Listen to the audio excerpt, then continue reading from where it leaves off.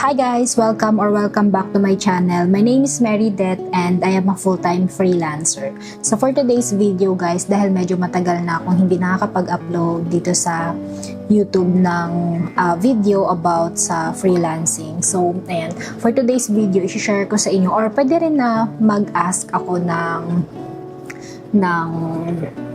kung ano nga ba yung ginagawa ng mga mommies na katulad ko na work from home. So baka pwede rin makahingi ako ng ideas kung ano yung mga ginagawa nyo para ma-manage yung time nyo. So actually guys, medyo matagal na akong freelancer.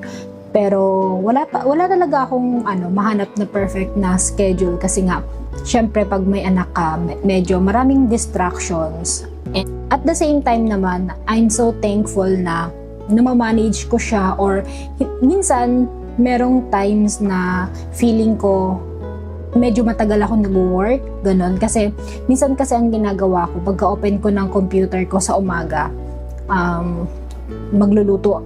Actually sa umaga nung hindi pa nagre-resign yung asawa ko, magluluto muna ako ng breakfast bago ako magtrabaho. Tapos parang mga 2 hours mag-work ako and then mag-i-stop ulit ako, tapos magluluto naman ako ng lunch ng anak ko, tapos ihahatid ko sa school, ganun. So thankful lang din ako na malapit lang yung school ng anak ko. So ganun yung ginagawa ko. Tapos after ng pagkahatid ko ng lunch niya, magla-lunch na din ako, tapos mag-work ako siguro mga another 3 to 4 hours and then mag-i-stop ulit.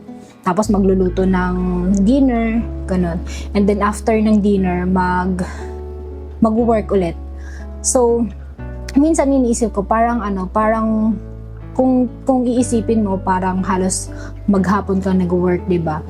So, minsan nakakapagod, pero wala eh. Ganun yung routine natin kasi wala naman kaming kasama sa bahay.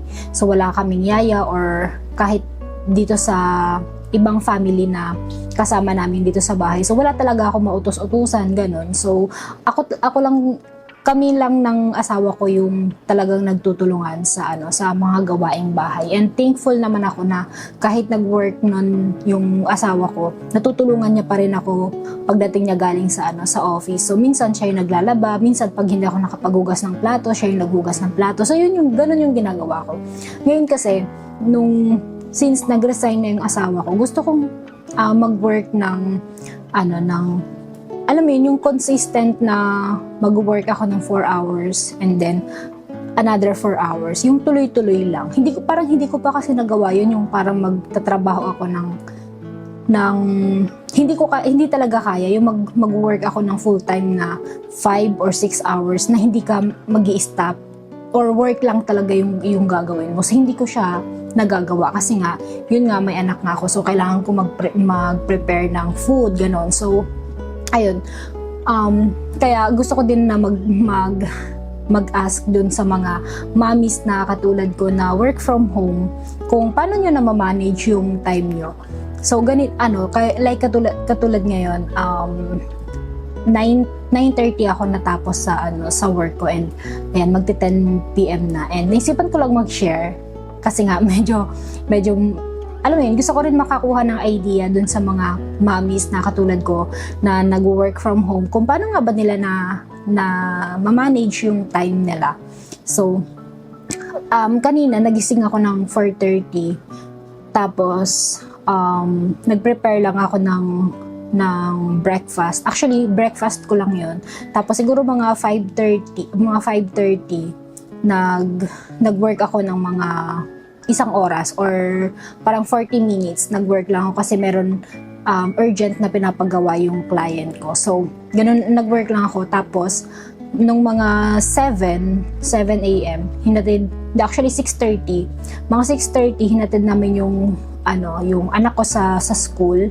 Tapos, 6:30 hanggang 7:30, nag-jogging ako. So, di kasi ako lately kasi nag-gym kami ng friend ko. Pero ngayon, hindi ako nakapag-gym. So, since mga ilang araw na rin kami hindi nakakapag-gym, so sabi ko, kailangan mag-jogging ako or mag-walking ako sa labas kasi para kahit pa paano hindi may stuck na naman yung, alam mo yun, kasi pag, di ba, pag matagal ka nang stop sa pag-gym, tapos mag-gym ka ulit, may chance na sumakit ulit yung katawan mo. So, sabi ko kanina, magja-jogging muna ako. So, ayun, mga 7:30 after namin mag-jogging. So, naligo lang ako. Tapos, siguro mga 9 ulit ako nag-start na kasi nag-breakfast pa ako. Mga 9 a.m. ako nag-start na mag-work.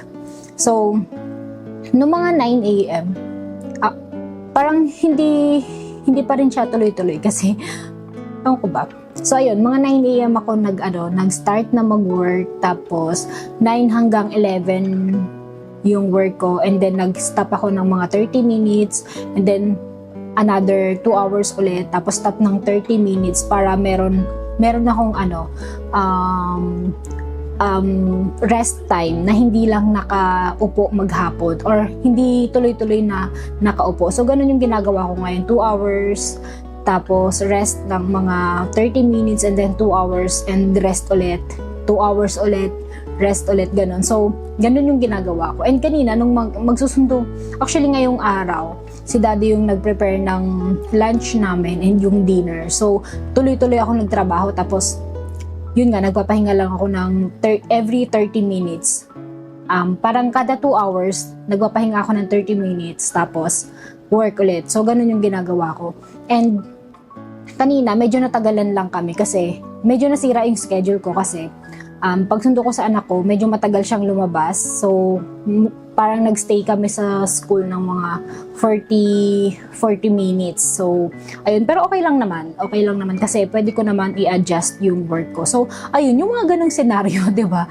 Yung mga ganun, na hindi mo talaga makokontrol. So, ayun. Naisip ko din naman na mag-work sa madaling araw since ginagawa ko naman siya dati. Pero lately kasi parang hindi ko talaga kaya na magpuyat na alam mo yun, na hindi tuloy-tuloy yung tulog ng 8 hours. So, ayun.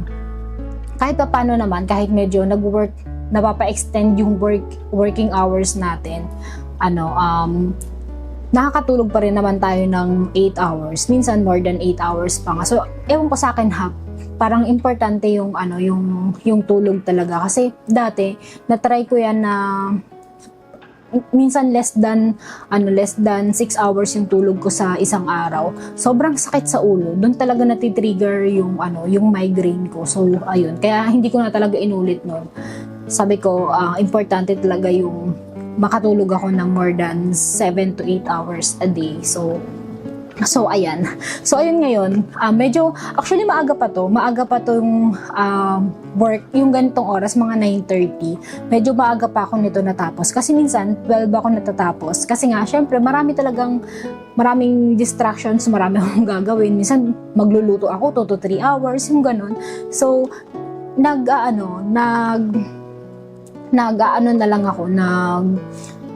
extend na lang ako ng hours sa work ko. Ayoko din, wala kaming time tracker, pero syempre ayoko din naman na maaano yung meron akong hindi matatapos na work. So, ayun, tinatapos ko talaga siya and ina-adjust ko na lang yung work ko. So, ayun, nung last week, nagbakasyon yung client ko. Pero sobrang busy namin din kasi iniwan na din niya kumbaga bago siya umalis, binigay na niya yung work ko for the whole week. So, ayun. Kaya kahit nasa bakasyon yung client ko, sobrang busy. Sobrang busy pa din kahit nasa bakasyon yung client ko. Kasi, syempre ayoko naman na porket nasa bakasyon siya is magpe-petics tayo. So, hindi ganun. Dapat pagkakatiwalaan tayo ng client natin na kaya nating magtrabaho kahit hindi niya tayo minomonitor. So actually, nakakatuwa din yung client ko na to kasi most of the time, hindi naman talaga nila ako laging yung parang chinachat, ganun. So, especially pag alam nila na late na dito sa Pilipinas. So, hindi na yan sila kahit may itatanong sila sa akin, hindi na yan sila nagme-message.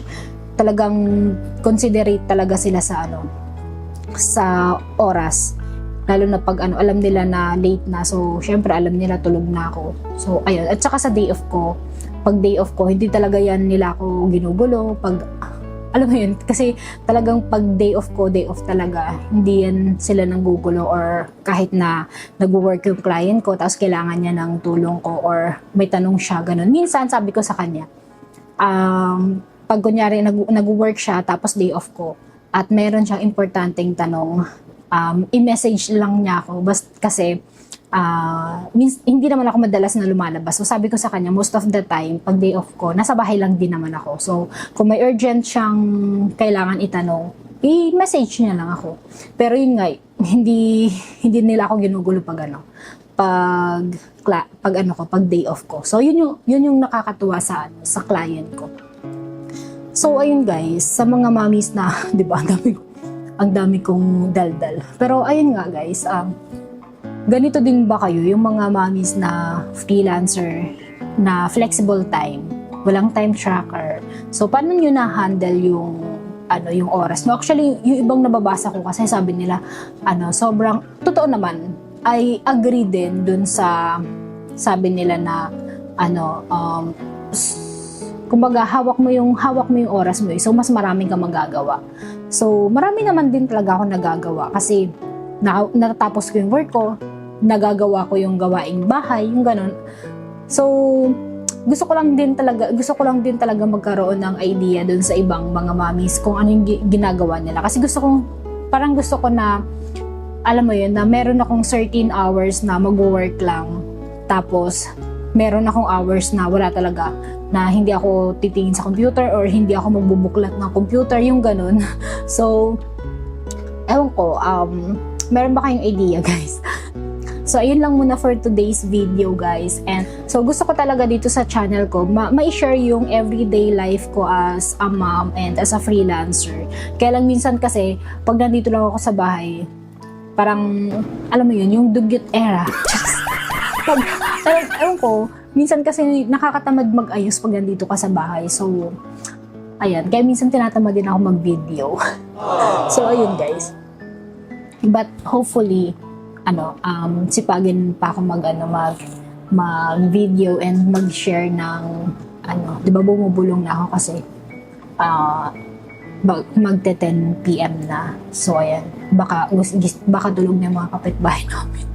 So, ayan lang muna for today's video, guys. And thank you so much for watching. And don't forget to subscribe to my channel kung gusto nyo pa yung mga ganitong video about freelancing. And kung may tanong pala kayo, guys, about freelancing and especially pa sa about e-commerce VA. So, ayan, sa eBay, Amazon. So, sa Amazon, hindi ako masyadong familiar sa Seller Central. Pero yung sa mga ibang, like product research, ganun. So, medyo familiar ako dun.